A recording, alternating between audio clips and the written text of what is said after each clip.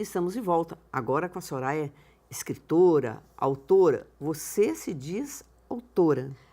Autora. Acho que escritora tem um glamour, assim, a gente aprende a dar uma importância aos escritores, né? Então, para mim, escritora ainda é Saramago, Machado de Assis, eu ainda não cheguei lá não, autora. E esse aqui é seu primeiro livro, Esse ABC é o primeiro, da Criançada, né? Esse é o ABC da Criançada, é o primeiro. Ele foi escrito quando o meu filho nasceu, meu primeiro filho, que hoje está com quase 17 anos. São histórias que, de A a Z, com nomes de crianças. Esse livro já foi adotado em algumas escolas, para crianças que estão terminando de aprender a ler, né? Porque ele conta pequenas histórias, sempre fazendo uma referência ao nome da criança. E, assim, eu gosto muito de falar sobre isso, que ele foi ilustrado pelos meus filhos. Os desenhos, deixa eu mostrar aqui, olha. Os desenhos todos aqui foram feitos pelos meus filhos na escola. A gente estava falando sobre a importância do professor, né? E foram feitos na sala de aula e a mãe coruja foi guardando. Eu vou contar um caso desse aqui, gente, da letra R, que é ótimo. Esse aqui da letra R, meu filho mais novo chama Rafael, é Rafael e o Ratinho. Então, uma vez perguntaram para o Rafael assim, Rafael, como que você desenhou esse ratinho bonito? O Rafael virou e falou assim, foi fácil, eu fui desenhar minha mãe e saiu um rato. Chamo Freud, por favor, né? Eu fiquei em pânico, mas foi muito divertido achar esses desenhos que foram feitos pelos meninos e conciliados depois na edição do livro com os textos. Os 3 foram publicados pela editora Miguelin, né? Esse é o último. Esse é o último, né? Esse é o último, Minha Mãe é um Mico, que são esses micos que a gente comete com os filhos, né? De levar na porta da escola e fala, me dá um beijo, e o menino não quer saber de beijo mais, já cresceu, os meninos vão entrando na adolescência. Olha aqui que bacana. Essas ilustrações são Eduardo Santos, e eu acho que ele foi muito feliz, vou mostrar essa aqui, que é aquela situação do menino que vai jogar a bola, e o menino mal pegou a bola, a mãe já começa, olha, pega, chuta, vai, gol! E Juiz começa a ladrão. gritar, juiz ladrão. E olha que interessante, eu acho que ele captou bem. O menino tá tão envergonhado que ele até tirou a camisa e cobriu o rosto. E aqui em cima, a mãe gritando, feito uma louca lá no meio da plateia, né? Então, acho que esse livro brinca com essa relação de mães e filhos, né? Esse caso que você contou me lembra outro também de uma amiga minha que o filho dela foi jogar futebol pela primeira vez, com 4, 5 aninhos, fizeram um uniformezinho, tudo. E aí, uns 5, 6 minutos depois, o juiz ali da escolinha, da partida, tirou o menininho, não estava jogando bem, tirou ele do jogo, né? Vamos dizer assim. Ela disse que deu um pulo lá no alambrado, quase se ajoelhou aos pés do juiz. Pelo amor de Deus, não tira meu filho do time. E o pai do lado, né, bem severo, assim, não, se ele jogou mal, ele tem que sair. Então ali a gente vê a relação pai e mãe é completamente não, as mães diferente. são um mico. Os meus filhos costumam até fazer assim pra mim com a mãozinha, mãe, menos, sabe? Olha, sou tão mico que olha aqui. Tem um miquinho aqui, olha, para celebrar o Minha Mãe é um Mico. Tem um miquinho. Eu acho assim que o ilustrador foi muito feliz em pegar bem essa ideia e transformar isso numa brincadeira, porque para aliviar um pouco essas relações porque que as às mães vezes sofrem. são É pesadas. interessante, a gente se reencontrou depois de tantos anos, né, Soraya? Fazia mais de 20 anos que a gente não se via. E no ônibus a gente veio conversando, vim fazendo a produção, vamos dizer assim, da entrevista. Né, da entrevista já naquele ônibus.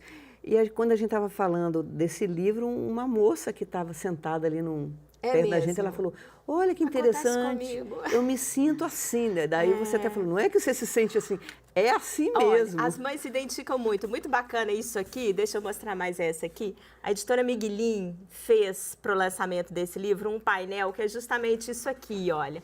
É o mico com o rosto vazado para sua mãe, colocar o rosto aqui atrás, porque ela é o mico, né? E isso fez um sucesso, as mães todas. Não, eu vou lá tirar uma foto, porque eu sou um mico mesmo. As mães têm que se segurar também um pouquinho, né? Porque tem hora que elas são meio demais. Vocês são demais, né? Porque eu não tenho filhos, então são vocês, né?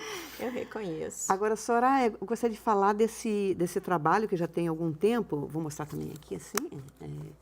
Esse é o trabalho que você fez... Com o Museu de Artes e Ofícios de Belo Horizonte. Como é que foi o processo?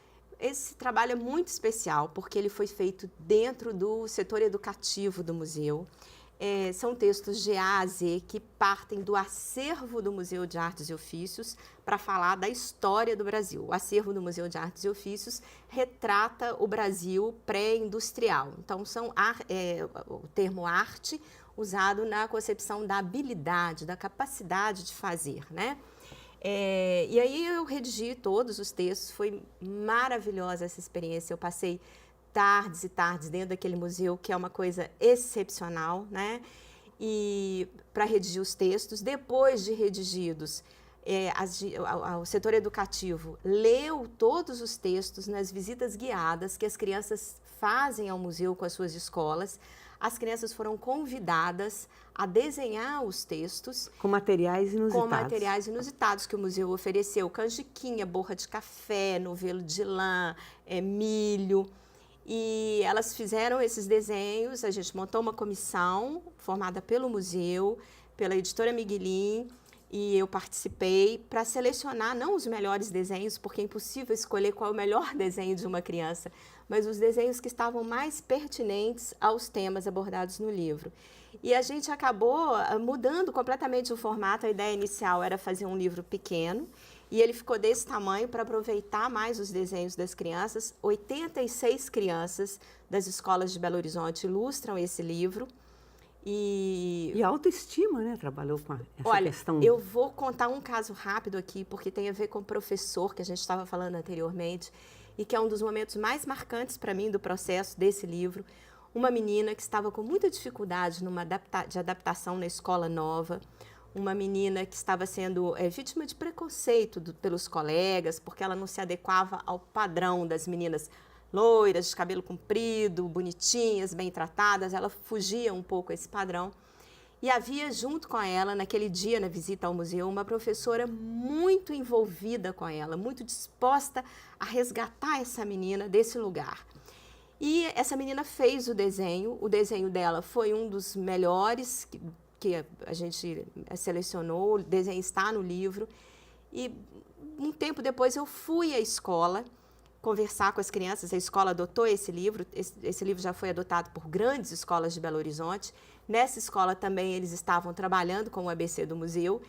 E quando eu mostrei o desenho, falei, tem o desenho de uma colega de vocês aqui, mostrei o desenho, todo mundo sabia do desenho, e aquela menina já estava reintegrada à escola, já tinha virado assim uma referência na escola no momento, porque ela tinha se inserido no contexto de esporte, e tudo com a ajuda dessa professora. E no dia do lançamento do livro, que foi assim o mais emocionante para mim, o museu deu o livro para todas as crianças que ilustraram, todas ganharam o livro.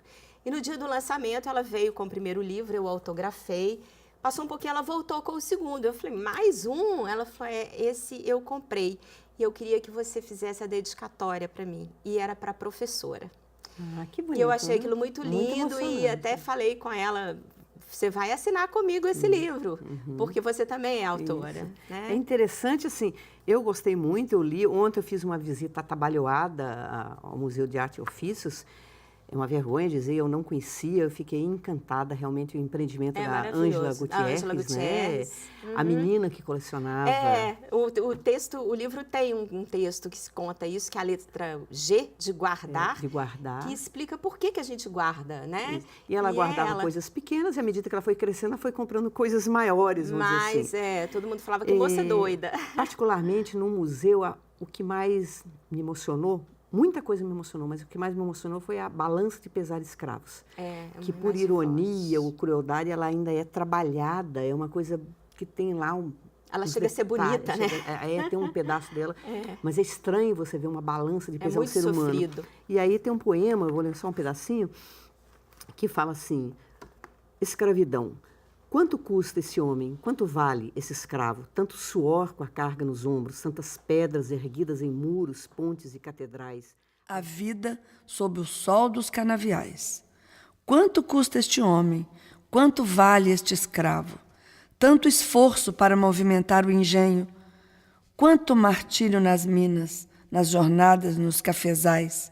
Quanto custa este homem? Quanto vale este escravo? A cultura de um povo, a música, os rituais e a dança.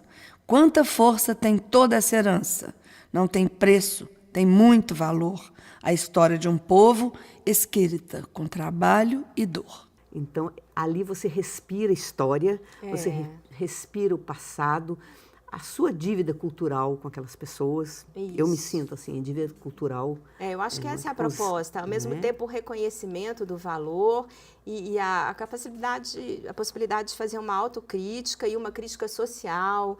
Por isso, o livro acabou sendo adotado por essas escolas, porque ele, de uma certa forma, permite isso, que você faça essa leitura. Essa leitura, né? essa inter-relação. O livro tem até um CD que tem vem CD, no final. da A Ângela Gutierrez gravou todas as histórias. É uma iniciativa de inclusão das pessoas que têm alguma dificuldade auditiva, então para que possa ser ouvido, né? E a gente tem uma experiência bacana de retorno, porque além das crianças que estão usando nas escolas, Miriam, a gente percebe que o adulto se identifica muito com isso, porque a gente fala muito de coisas que são ligadas à cultura, à história das pessoas, a quem já viveu no interior, né?